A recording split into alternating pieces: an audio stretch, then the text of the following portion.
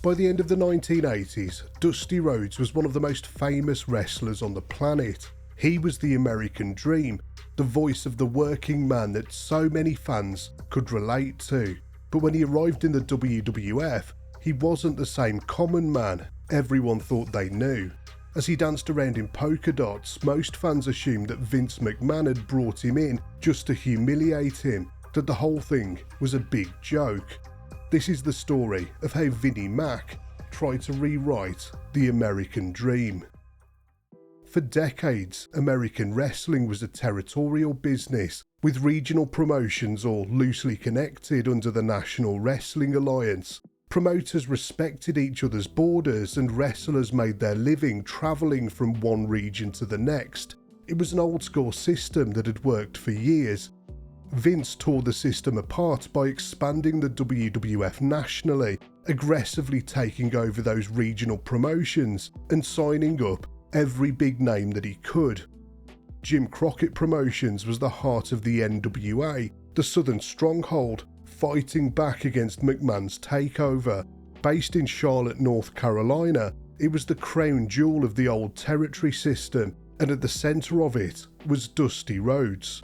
Dusty wasn't just the top star, he was the booker. He created Starrcade and invented war games, and even oversaw the rise of the Four Horsemen. As Vince kept on expanding the WWF, Crockett tried to fight back by running national TV and big arena shows.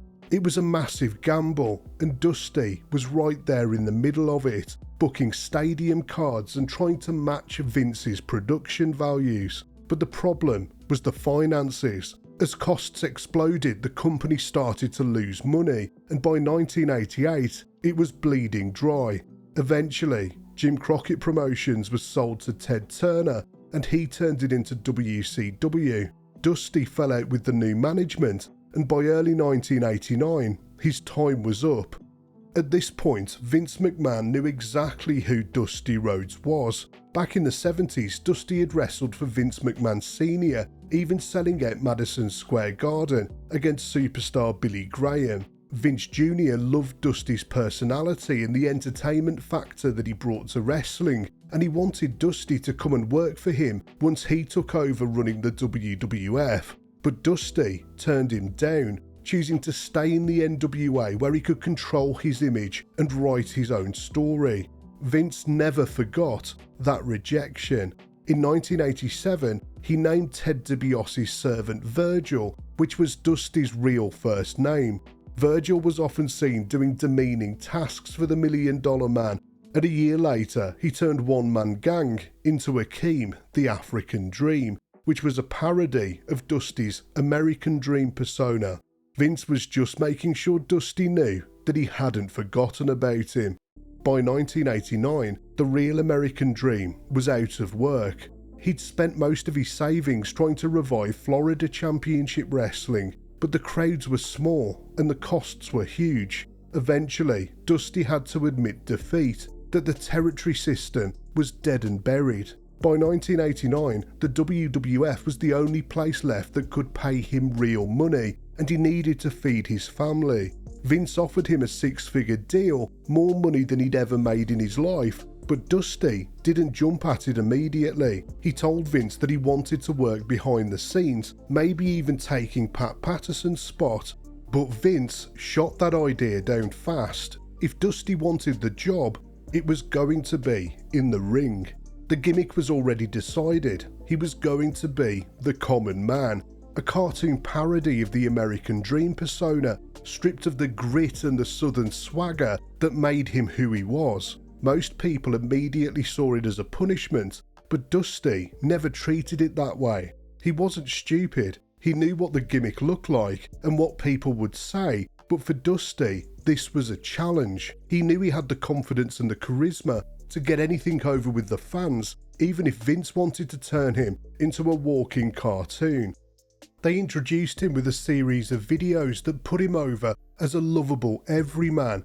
Each week, fans saw Dusty working regular jobs where he was fixing toilets, sweeping floors and serving food, all with that big grin on his face. The skits were played for laughs, but they did exactly what Vince wanted. They turned Dusty into a sitcom character, cleaning out horse stables and delivering pizza. Each segment hilariously ended with a member of the public vaguely recognising him. At SummerSlam, Dusty beat the Honky Tonk Man in his first big match for the company. The fans connected with him immediately. Bearing in mind that a portion of the WWF fans had no idea who he was, it proves how incredibly charismatic he was that they took to him so quickly. Then Vince gave him a manager, Sweet Sapphire. She was an actual wrestling fan who was plucked out of obscurity. Someone spotted her at an event and thought that she was perfect for the role. She was warm and bubbly and exactly the kind of person that you'd imagine idolising Dusty Rhodes. If Dusty was going to be the common man, then Sapphire would be the common woman. His first major feud was with the Big Boss Man. He came down to the ring and stole the Boss Man's nightstick and handcuffs, and eventually even his hat. In that moment, he showed exactly what the common man was all about, standing up for the little guy by saving a jobber. He led a team to victory at the Survivor Series against the Boss Man and then beat him on Saturday night's main event the week after. It was a great start to Dusty's WWF career, but this was about as good as it would ever get, because now Vince had built him up. He was ready to brutally break him down. The Macho King Randy Savage, with sensational Sherry by his side, was one of the most obnoxious heels on the roster at this point. The story here was simple: royalty versus the working class. Dusty teamed with Sweet Sapphire in a mixed tag team match at WrestleMania 6 that pitted the common man and woman against the self-proclaimed king and queen of the World Wrestling Federation. Sapphire pinned Sherry with the help of a returning Miss Elizabeth, and the crowd went wild as they danced together at the end. It all led to a one-on-one match at SummerSlam 1990. In the weeks before the show, Sapphire started acting strange. She'd show up late, seemed distracted, and was suddenly being showered with expensive gifts and even a briefcase full of cash. Dusty had no idea what was going on, and on the night of SummerSlam, she disappeared altogether. Ted DiBiase showed up during the broadcast to reveal the truth. He'd brought Sapphire's loyalty. The common woman had literally been sold out to the $1 Million Man. Dusty still went ahead with the match against Savage, but he was completely thrown off. The match barely lasted a couple of minutes before Sherry smashed Dusty with her loaded purse for the win. Ted DiBiase represented everything that Vince McMahon believed in: money and control, and the fact that everyone has a price, just as Dusty had proven himself a year and a half earlier. At the Survivor Series, Dusty captained his dream team against the $1 Million team. It should have been his redemption, but instead it became yet another humiliation. He was eliminated early by The Undertaker, and DiBiase's team went on to win the match. By the Royal Rumble, the feud had become personal. Dusty teamed with his son Dustin to face DiBiase and Virgil.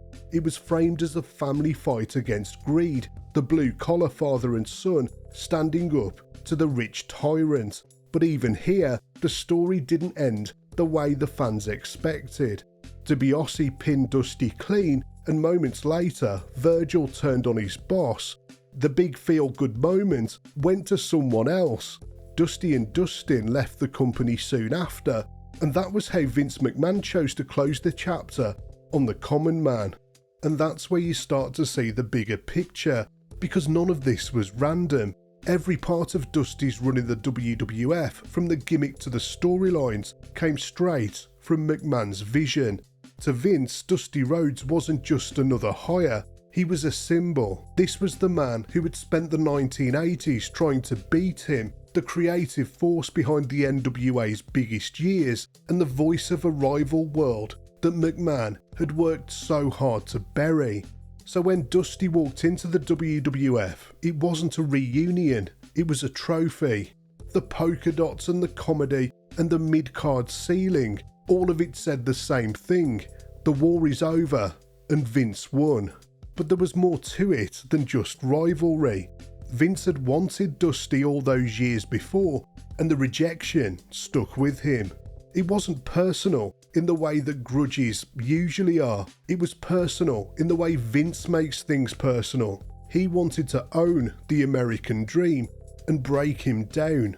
The 3 feuds that he gave Dusty are interesting to look back on.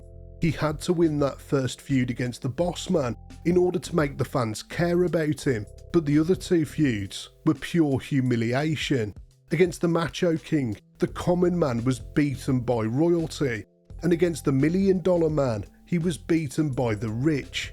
It wasn't just about Dusty losing to these guys, it was the NWA being beaten by the WWF. Dusty took it all on the chin. He never showed resentment. He smiled and went to work every night. And all credit to him, he did make it work. His charisma totally outshone the practical joke. He wasn't stupid. He knew it was a rib, but he refused to let it break him. Despite everything that happened, Dusty never had a bad word to say about Vince. He always praised him and said that McMahon was the most creative genius in the business, apart from himself of course. And according to Dusty, Vince let him go from the company with a handshake and a hug, and he kept on paying him his royalty checks for years after he left. In 2007, Dusty went into the Hall of Fame, and then Vince hired him as NXT's creative director. He went on to be an integral part of NXT, coaching future WWE superstars in the way only a true legend could. The man who once tried to humble Dusty Rhodes ended up relying on him to help build the next generation of superstars. I think Vince had a point to prove with Dusty, but deep down, he was always as big a fan as any of us of the American dream.